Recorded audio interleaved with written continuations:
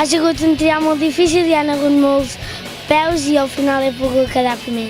Ha sigut un trial molt difícil, de molta resistència i molta tècnica, però en general m'ho he passat molt bé, hi havia algunes cues en algunes zones i estava molt bé.